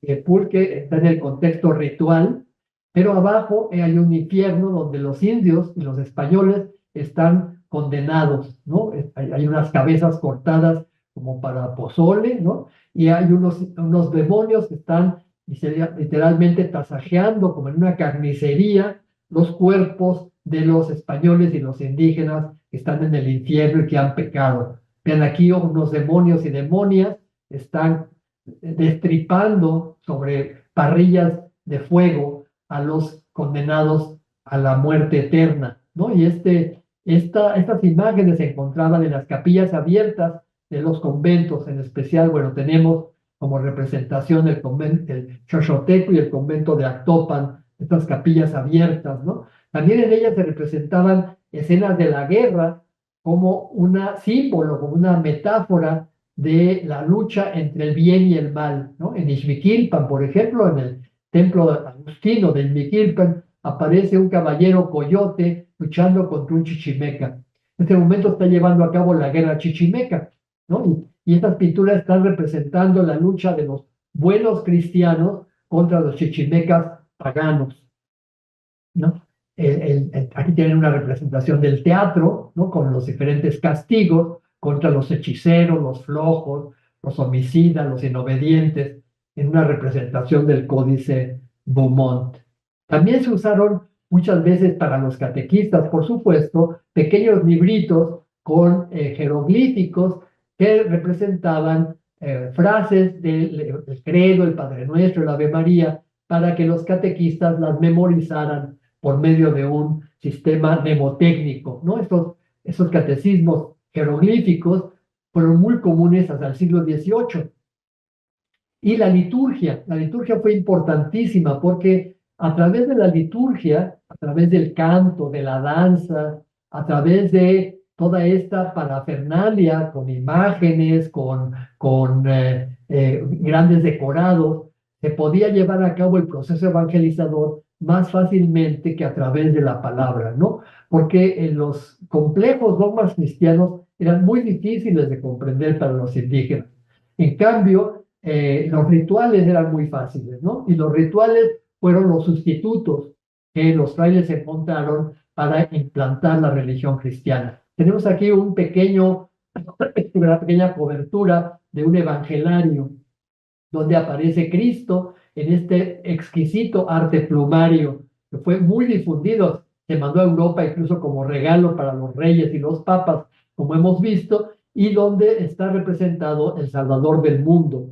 La liturgia fue muy importante porque junto con, digamos, la palabra, estaba también la música, el canto. Vean aquí en el Códice Florentino, dos niños cantores, educados en los conventos, precisamente para esta labor. Y la música fue fundamental en el proceso evangelizador, porque muchos de estos niños aprendieron a tocar también instrumentos musicales occidentales, junto con los prehispánicos. O sea, estos eran verdaderas orquestas que hacían, obviamente, una misa en latín, aburrida, con un sermón mal dicho.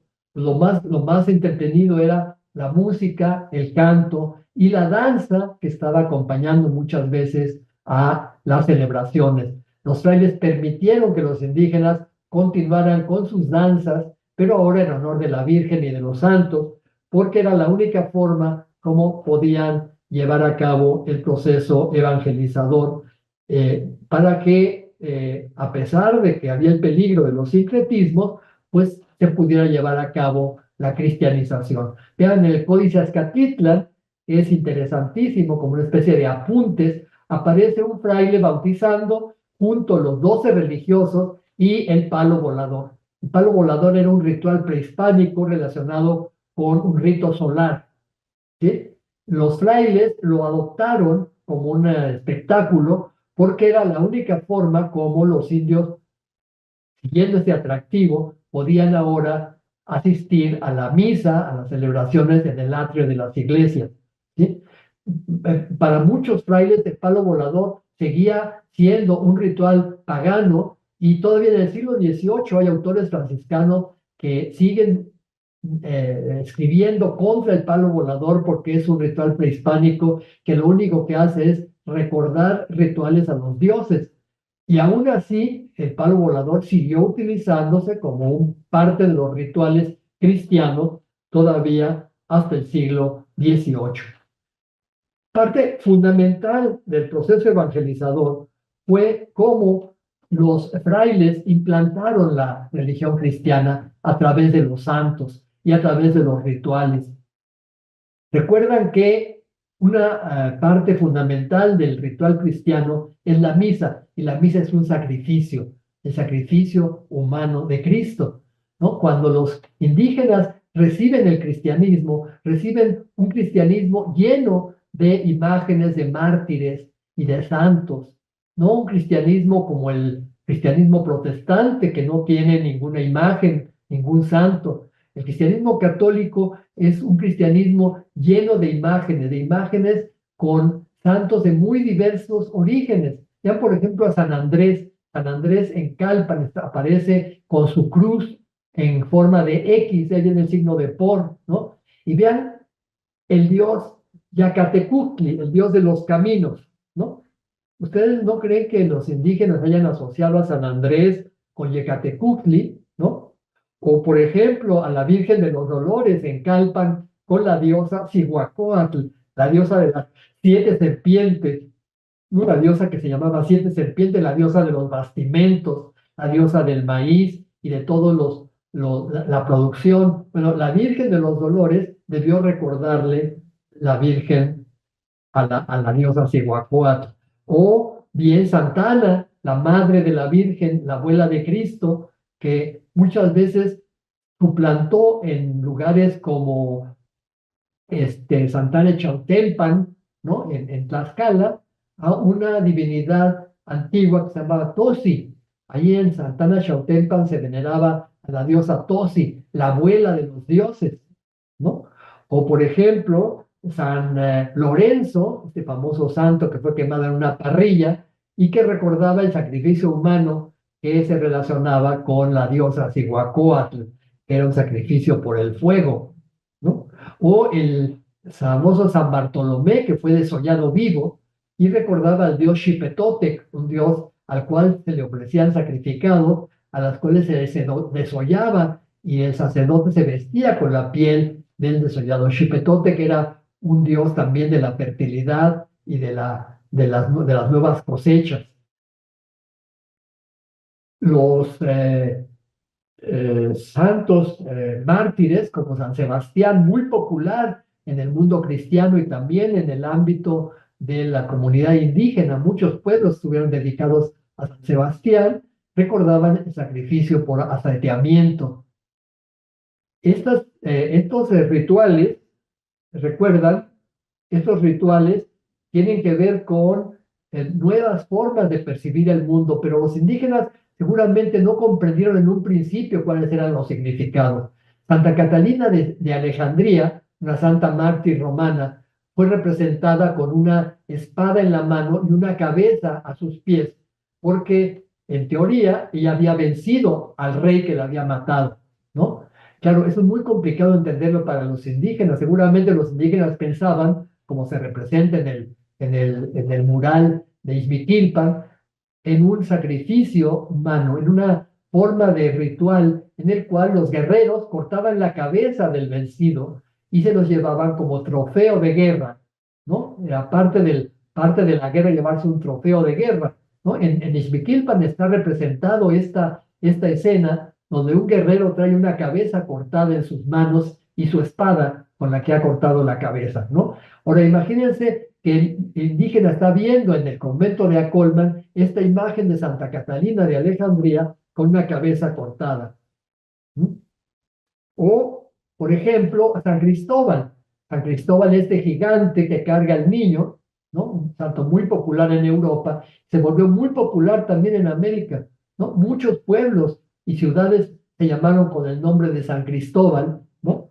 No Cristóbal Colón, se llamaba Cristóbal por esto, y llevando a cabo esta carga que en el mundo prehispánico, el que cargaba al bulto sagrado se llamaba Teomama. Vean, en el Códice Mexicano, su códice colonial, aparece el Teomama, el que carga el bulto sagrado, el que carga a Dios, literalmente significa Teomama, que está representado como un San Cristóbal. San Juan Bautista fue muy popular porque su fiesta se celebraba exactamente en el solsticio de verano, el día más largo del año, y se le asociaba con los dioses del agua, con el dios Tlaloc. Recuerdan las divinidades masculinas están representadas con los dioses de la lluvia.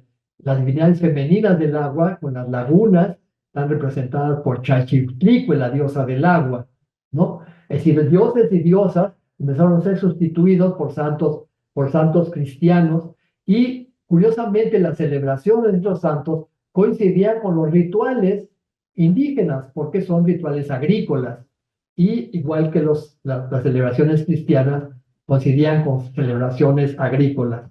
También los cultos a los muertos con la celebración del 2 de noviembre, la celebración de las ánimas del purgatorio, que se difundió muchísimo, sobre todo a partir del siglo XVI-XVII, y que había cofradías relacionadas con las ánimas y que se representaban en muchos retablos a María con la cruz, con la espada en su pecho, a San José rescatando a las ánimas del purgatorio. Y las ánimas del purgatorio comenzaron a ser asociadas precisamente con las almas de los muertos y con las celebraciones del 2 de noviembre.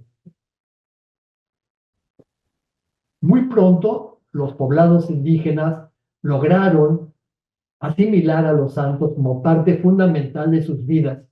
Reconstruyeron su mundo espiritual alrededor de esos santos, de sus fiestas, de sus cofradías. Reconstruyeron su mundo ritual alrededor de la iglesia, del convento, que les fueron impuestos en el siglo XVI. En el siglo XVII y XVIII, cuando el rey comenzó a pedirle a las comunidades indígenas que entregaran los títulos de sus propiedades comunales, los indígenas comenzaron a fabricar estos títulos primordiales y en ellos aparecía un santo como el fundador del pueblo. Vean, por ejemplo, en el lienzo de San Andrés Aguaduatepec, otro poblado en la zona de Puebla, Tlaxcala, aparece San Andrés como el fundador del pueblo, con los caciques indígenas a la izquierda, los caciques gobernadores, ahora ya muy españolizados, con Cortés y la Malinche como los cofundadores del pueblo, y los indígenas prehispánicos también siguiendo el paso a la Malinche, ¿no?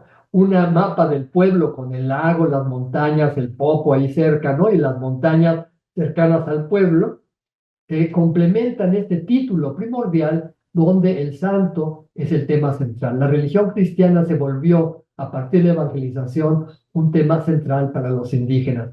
Ciertamente, los frailes trajeron una religión que fue muy ritual. El ritual se convirtió en el principal instrumento de transmisión de esta religión cristiana. Pero al mismo tiempo también la evangelización trajo consigo la creación de estos pueblos, la conformación de nuevas unidades político-administrativas, la conformación de una nueva forma de ver el mundo, de una policía cristiana, como hemos dicho, una forma de vivir a la manera occidental. Estos pueblos fueron convertidos en pueblos tributarios del rey, en pueblos de encomienda, en pueblos cristianos, a partir del proceso evangelizador. Muchos de estos pueblos cercanos a las ciudades españoles muy pronto se volvieron también pueblos y ciudades mestizos. Otros, en las zonas más aisladas, en Oaxaca, en Chiapas, en Yucatán, se conservaron como comunidades autónomas, todavía hablando sus lenguas indígenas. Todo esto, la preservación incluso de las lenguas indígenas, fue también obra de este proceso evangelizador. Las próximas sesiones veremos qué pasa en el norte del territorio, donde también el proceso evangelizador fue parte fundamental del proceso de conquista, y también veremos cómo este proceso evangelizador fue la base de la creación de estructuras políticas, económicas y sociales en todo el extenso territorio del virreinato. Muchas gracias.